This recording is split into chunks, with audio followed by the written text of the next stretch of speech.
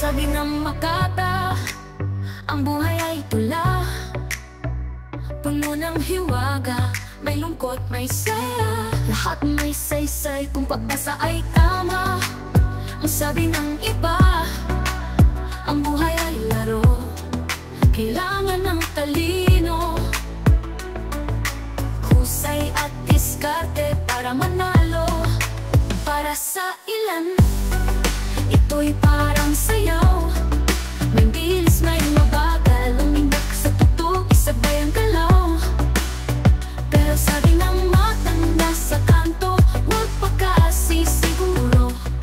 Ang buhay ay parang bulong, minsan nasa ibabaw, minsan nasa silong. Sadyang mahiwaga ang buhay, pero ito ang totoo, ang buhay ay hindi laging madali.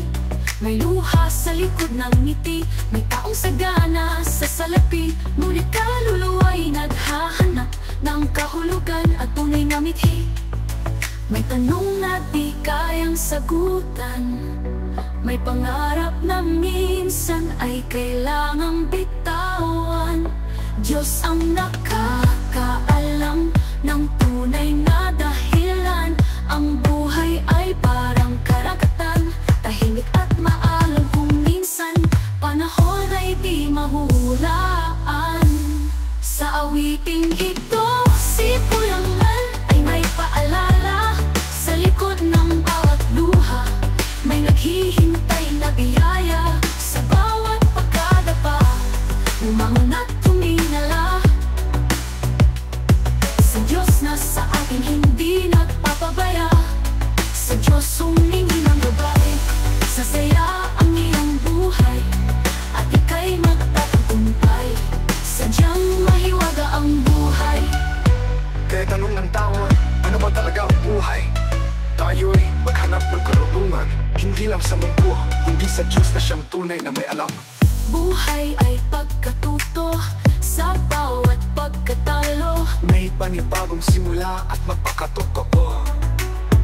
buhay ay pagyakap sa realidad na hindi mo habang lahat.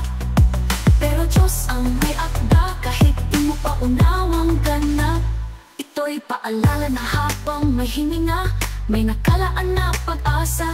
Buhay na malaya at masaya, ang nais ng malikha na ating matamasa. Sa Diyos magtiwala, walang ipibigay sa Kanya. Sa awiting ito, si Kuyang Mel ay may paalala, sa likod ng bawat luha, may naghihintay na biyaya.